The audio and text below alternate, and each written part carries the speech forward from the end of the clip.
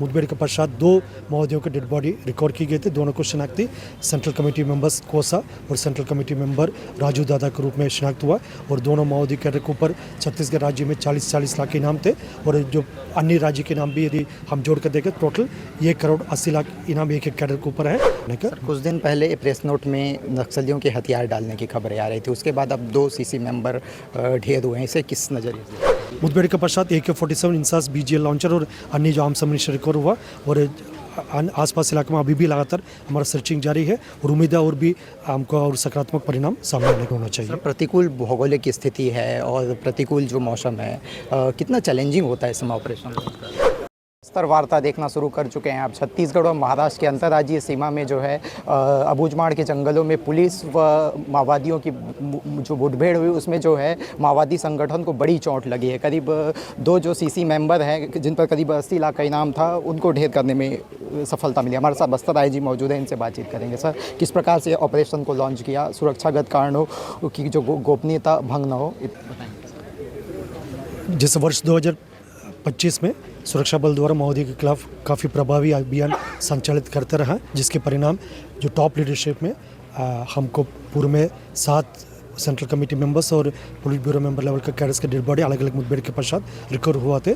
उसी सिलसिले में लगातार हमारा प्रयास जारी रहा माओवादी संगठन के खिलाफ और प्रभावी अभियान संचालित करने का और दिनांक 22 तारीख को जिला नारायणपुर के अबूझमाड़ जंगल अंतर्गत फरसेबेड़ा तोयामाटा जंगल क्षेत्र में माओवादियों की उपस्थिति की आसूचना पर सुरक्षा बल द्वारा अभियान संचालित कर रहे थे। इस दौरान मुठभेड़ हुई। मुठभेड़ के पश्चात 2 माओवादियों की डेड बॉडी रिकवर की गई थी। दोनों को शनाख्ती सेंट्रल कमेटी मेंबर्स कोसा और सेंट्रल कमेटी मेंबर राजू दादा के रूप में शनाख्त हुआ और दोनों माओवादी कैडर के ऊपर छत्तीसगढ़ राज्य में 40 लाख के इनाम थे और जो अन्य राज्य के नाम भी यदि हम जोड़ कर देखें टोटल 1 करोड़ 80 लाख इनाम एक कैडर के ऊपर है और उनकी दोनों माओवादी कैडर के ऊपर टोटल 91 केसेस में प्रत्यक्ष रूप से या अप्रत्यक्ष रूप से उनका भूमिका रहा। इस प्रकार माओवादी संगठन के जो काफ़ी एक प्रमुख जो लीडरशिप है उनका कल 2 कैडर्स के डेड बॉडी हमने रिकवर किया थे और इस हिसाब से देखा जाए वर्ष 2025 में टोटल 9 सेंट्रल कमेटी और पुलिस ब्यूरो मेंबर्स के डेड बॉडी अलग अलग मुठभेड़ के पश्चात हमने रिकवर किया और आने वाले समय में भी हमारा प्रयास नियमित रूप से जारी रहेगा। सर, मुठभेड़ के बाद जो है क्या क्या हथियार जो है बरामद? मुठभेड़ के पश्चात AK-47 इंसास BGL लॉन्चर और अन्य जो आर्म्स अम्यूनिशन रिकवर हुआ और आसपास इलाके में अभी भी लगातार हमारा सर्चिंग जारी है और उम्मीद है और भी हमको और सकारात्मक परिणाम सामने आने का। कुछ दिन पहले प्रेस नोट में नक्सलियों के हथियार डालने की खबरें आ रही थी, उसके बाद अब 2 CC मेंबर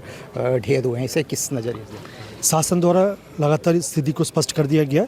जो अभी भी माओवादी कैडर के पास ऑप्शन है हिंसा त्याग करके यदि समाज की मुख्य धारा में शामिल होने का उद्देश्य दिया आ रहा है उन्हें हम स्वीकार करते हैं और उनके पुनर्वास के लिए सभी प्रकार का सहायता भी करते हैं। लेकिन यदि कोई इस बात को नहीं मान रहा है, अभी भी जंगल के अंतर्गत हथियार लेकर शासन के विरुद्ध में क्षेत्र की जनता का जान माल को नुकसान पहुंचाने के लिए यदि कोई साजिश रचा रहा है उनके खिलाफ हम काफ़ी प्रभावी रूप से अभियान संचालित करके कार्रवाई करेगा। अभी भी वक्त रहते हुए शेष माओवादी कैडर्स और उनकी नेतृत्व को हम अपील करते हैं सामने आना चाहिए और एक सामान्य जीवन जीने के लिए जो समाज की मुख्य धारा में शामिल होना चाहिए। प्रतिकूल भौगोलिक स्थिति है और प्रतिकूल जो मौसम है, कितना चैलेंजिंग होता है इस समय ऑपरेशन?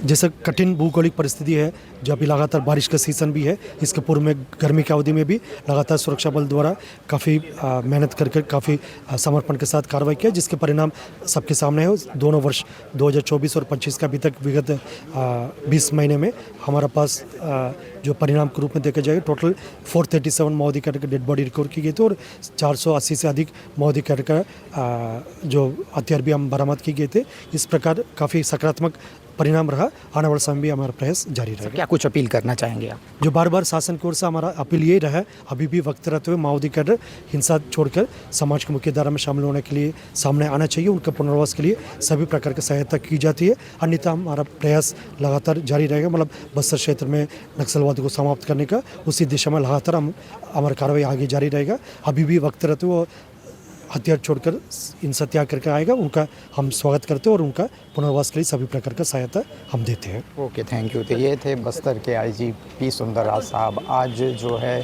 सेंट्रल कमेटी के 2 माओवादियों को ढेर करने के पश्चात किस प्रकार से ऑपरेशन को लॉन्च किया गया, इसके संबंध में हमने इनसे बातचीत की। आपको हमारी बातचीत कैसे लगी कमेंट करके ज़रूर बताइएगा। धन्यवाद।